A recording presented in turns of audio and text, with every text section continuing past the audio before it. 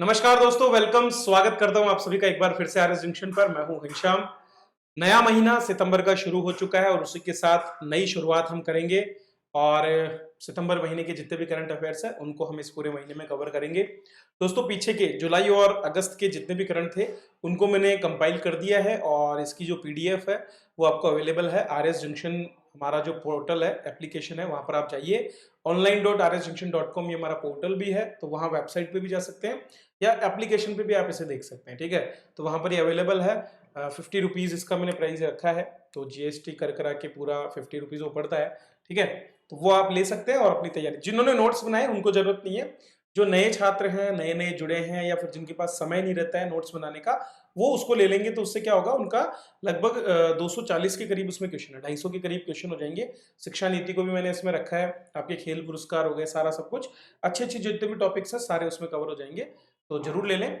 चलिए शुरुआत करते हैं आज की, और 5वें अध्याय का 13वां श्लोक आगे बढ़ते हैं, कंप्लीट करते हैं इसको।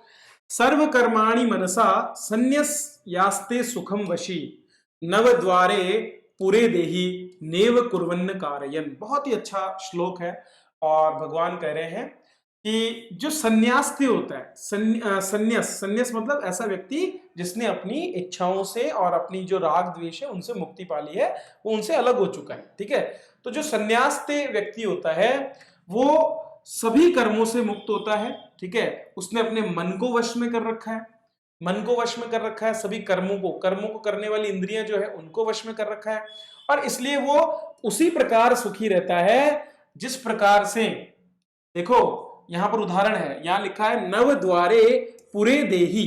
मनुष्य को कहा गया है यहां पर देही। क्या कहा गया है? देही। ठीक है, देही क्यों कहा गया है?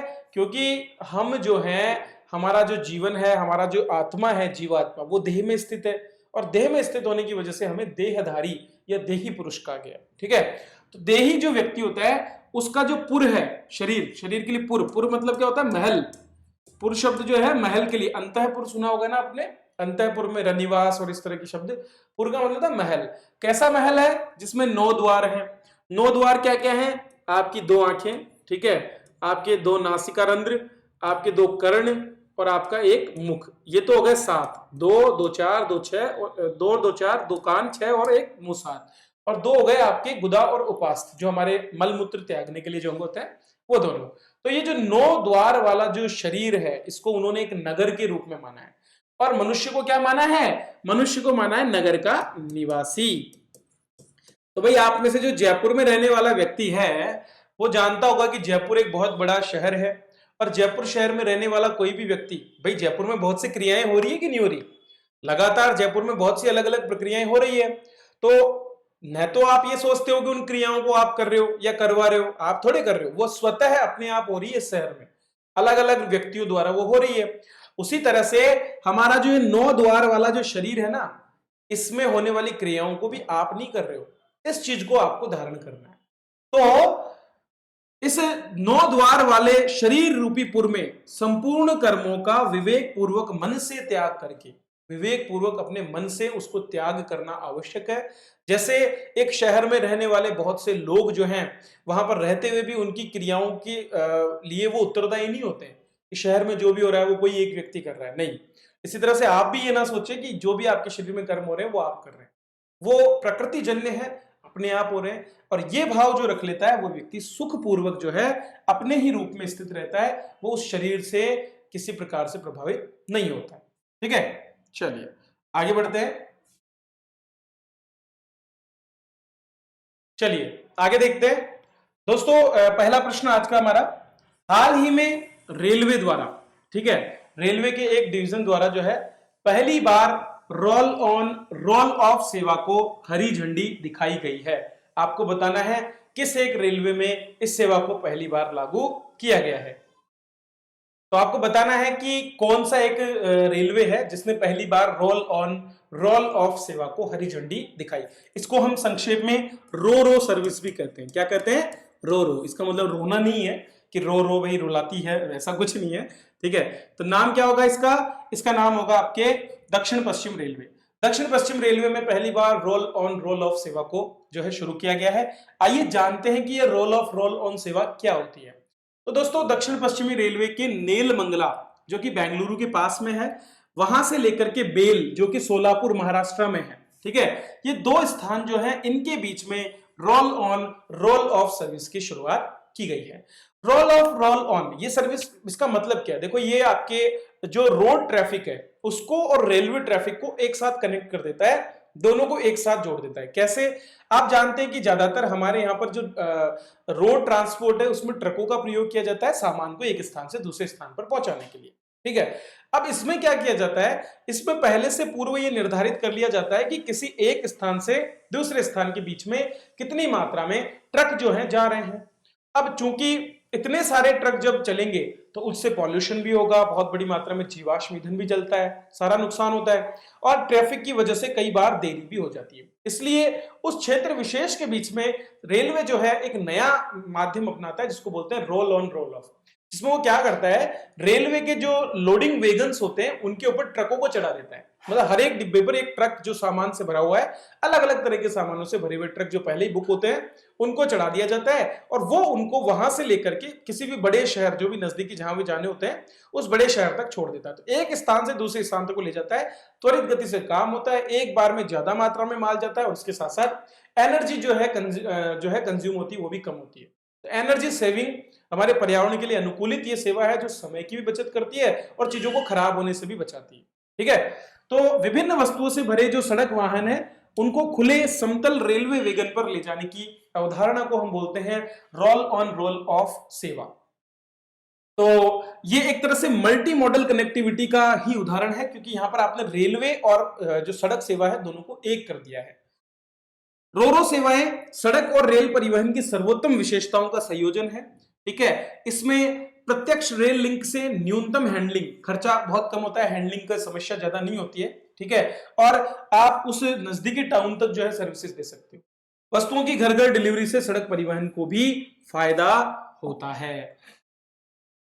अब बढ़ते ट्रैफिक की वजह से सड़कों पर भीड़ हो रही है और यात्री वाहनों को आने जाने में देरी हो रही है। इसके अलावा यात्रा भी असुरक्षित है और इसी चीज को देखते हुए जहां आपको पता होगा जब चेक पोस्ट होते हैं वहां पर भी बहुत से निरीक्षण और दस्तावेजों की चेकिंग और इन सब में भी यात्रा का समय बढ़ जाता है, ठीक है। लेकिन अगर रेलवे के माध्यम से काम करोगे तो माल ढुलाई जो होती है वो कम पैसे में पर्यावरण के अनुकूल सेवाएं देगी, तो सड़क की तुलना में सुरक्षित है, कम खर्चीला है और इसके साथ साथ पर्यावरण के लिए भी अनुकूल है।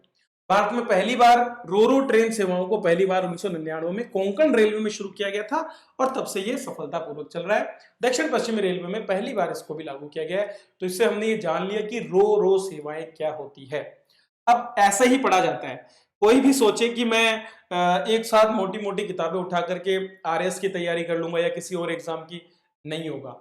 अगर यहाँ पर आपने आज रोरो सर्विस पढ़ ली ना तो आपके दिमाग में एक छवि बन जाएगी कि हाँ रोरो सर्विसेज ये होती है। दोबारा आप जब भी इस शब्द को देखेंगे तो कम से कम इतना तो लिख दोगे कि रेलवे और सड़क दोनों मिलकर के इसमें काम करते हैं। 2-4 लाइन लिखोगे कुछ तो नंबर मिलेंगे ना। ऐसा तो है नहीं कि आप किसी मोटी किताब को एनसाइक्लोपीडिया लेकर बैठोगे तभी पूरा होगा। यही है डेली पढ़ने का फायदा। तो जो छात्र डेली पढ़ने वाले होते हैं ना उनका प्रदर्शन अपेक्षाकृत बेहतर होता है इनकी तुलना में जो लास्ट टाइम पर मोटी मोटी किताबें लेकर के बैठते हैं। चॉइस आपकी है, आप कैसे पढ़ना चाहते हो। चलिए अगला प्रश्न, निम्नलिखित में से किस एक देश के प्रधानमंत्री ने स्वास्थ्य कारणों के चलते हुए अपने पद से इस्तीफा दे दिया है। सबको पता होगा जापान के शिंजो आबे जो कि एक लंबे समय से वहां पर प्रधानमंत्री थे, उन्होंने अपनी तबीयत की वजह से, स्वास्थ्य कारणों की वजह से इस्तीफा दिया है। तो इंटरनेशनल न्यूज है और बात कर ही लेते हैं। तो पेट की बीमारी से वे ग्रसित थे और उन्होंने अपने पद से इस्तीफा दिया। ये दूसरी बार है जब उन्होंने इस्तीफा दिया है। वैसे तो उनका कार्यकाल सितंबर 2021 तक था। उनकी जो बीमारी है उसका नाम है अल्सरट्रेटिव कोलाइटिस, ठीक है। अल्सरट्रेटिव कोलाइटिस बीमारी से वो जूझ रहे हैं जिसमें आंत में सूजन की समस्याएं देखने को मिलती है। तो 2007 में भी उन्होंने एक साल बाद में पद छोड़ा था और दोबारा 2012 में वो भारी सत्ता बहुमत के साथ में सत्ता में आए थे। 2803 दिन वो पद पर रहे। इससे पहले उनके चाचा और देश के पूर्व प्रधानमंत्री इसाकू सेतो सबसे ज्यादा थे। वहां पर जो लिबरल डेमोक्रेटिक पार्टी है उसके सदस्य सिंजो। इसमें ज्यादा कुछ जानने लायक है नहीं, फैक्चुअल डेटा था जो मैंने आपको बता दिया। दोस्तों इसका पूरा का पूरा जो संयोजन है वो मैंने किया है हमारी किताब में, जिसका नाम है गुलदस्ता। तो गुलदस्ता राजस्थान समसामयिकी का नया अंक, तीसरा अंक द्वैमासिक पत्रिका के रूप में आ चुका है और ये पीडीएफ फॉर्मेट में आपको अवेलेबल है आरएस जंक्शन एप्लीकेशन पर, जिसका डिस्क्रिप्शन में मैंने लिंक भी दिया हुआ है, तो वहां से आप इसको ले सकते हैं। और जो छात्र आरपीएससी एसीएफ एग्जाम और आरएस इंटरव्यू 2018 जो होने वाले हैं उनकी तैयारी कर रहे हैं, उनके लिए बहुत बेहतर होगा। तो आज ही इसको ले लें ताकि आप अपनी तैयारी को आगे बढ़ा सकें, क्योंकि कई ऐसे हैं जो जॉब में हैं, उनको टाइम नहीं मिलता है, तो वो यहां से इसको प्रिपेयर कर सकते हैं। इसके अलावा जो यूपीएससी या यूपीपीसीएस और आरपीएससी की तैयारी कर रहे हैं वो एंशिएंट इंडियन हिस्ट्री यहां से पढ़ सकते हैं। ध्यान दीजिए, ये कोर्सेज जो हैं आपके पटवारी और बाकी एग्जामों के लिए नहीं है, ये केवल हायर लेवल ग्रेड 1 एग्जाम वाले इसको ले सकते हैं, क्योंकि उनके लिए काफी कुछ इसमें अवेलेबल होगा। तो मैंने लिखा भी है जो बड़े बड़े एग्जाम्स हैं उन्हीं के लिए अवेलेबल है। इसके अलावा आरपीएससी के भी बहुत से कोर्सेज हैं जिनको आप ले सकते हैं एसीएफ एफआरओ के लिए। चलिए अगला प्रश्न दोस्तों, खेलों की बात कर लेते हैं। एक प्रतियोगिता है जिसको बोलते हैं फिडे, फिडे विश्व शतरंज ओलंपियाड, इस बार ऑनलाइन आयोजित किया गया है। टीम स्पर्धा है। 2020 के खिताब में भारत ने पहली बार संयुक्त रूप से खिताब अपने नाम किया, किसके साथ? रूस के साथ। तो सर्वर में खराबी की वजह से भारत जो है 2 मैच हार गया, उसके बाद में सर्वर की खराबी की हमने शिकायत की और उस शिकायत को कंसीडर करते हुए भारत और रूस को संयुक्त रूप से इस बार विजेता घोषित किया गया है। रूस इससे पहले 14 बार जो है इस प्रतियोगिता को जीत चुका है, तो यहां पर भारत पहली बार इसका विजेता बना। तो बात कर लेते हैं टीम में कौन कौन थे। संयुक्त रूप से हम विजेता बने हैं इस बार, और यहां आप देख सकते हैं कि सर्वर के साथ कनेक्शन नहीं बन पाने की वजह से हमारे खिलाड़ियों का समय गया और इस वजह से ऐसा हुआ। भारतीय टीम में कप्तान थे विदित गुजराती, पूर्व विश्व champion Viswanathan Anand, Koneru Hampi, D Harika, प्राज्ञानंद, P Harikrishna, Nihal Sarin और दिव्या देशमुख जो है इसमें थे और रूस के खिलाफ इन्होंने खेला था। ठीक है, तो ये भी एक नया है, तो आपको याद रखना है फिडे प्रतियोगिता में भारत जो है चैंपियन बन गया है। चलिए रक्षा मंत्रालय की बात कर लेते हैं। लगातार रक्षा मंत्रालय देशी स्तर पर, स्थानीय स्तर पर जो है ज्यादा से ज्यादा मात्रा में उत्पादन को बढ़ाने का प्रयास कर रहा है और इसीलिए भारतीय सेना के लिए हाल ही में रक्षा मंत्रालय की जो कमेटी है उसने आपूर्ति अनुबंध पर हस्ताक्षर किए। किसके लिए? पिनाका रेजिमेंट। पिनाका रेजिमेंट एक जो है मल्टी लॉन्चर मिसाइल है, ठीक है, और इसके लिए जो है ये शुरुआत की गई है। तो चलिए बात करते हैं इसमें क्या कुछ होगा। रक्षा क्षेत्र में भारत सरकार की मेक इन इंडिया पहल को बढ़ावा देने के लिए आपको हाल ही में बताया था मैंने कि 2025 तक बड़ा निवेश हमारे रक्षा क्षेत्र में करना है और 70% से ज्यादा जो भी कोई भी वस्तु बनेगी उसमें 70% से ज्यादा स्वदेशी उपकरण होने चाहिए, इस बारे में बात की जा रही है।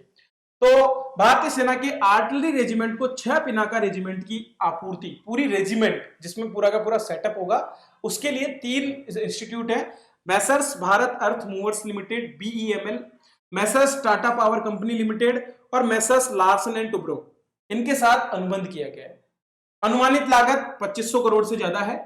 6 पिनाका रेजिमेंट में automatic gun, aiming and positioning system, मतलब एम करने के लिए एक पोजिशनिंग सिस्टम लगाया जाता है जो गन को रास्ता दिखाता है कि आपको किधर फायर करना है, ठीक है। इसके साथ 114 लॉन्चर और 45 कमांड पोस्ट, कमांड पोस्ट वो होती है जहां से कमांड दिया जाता है जो ऑपरेट कर रहे हैं उनको, ठीक है।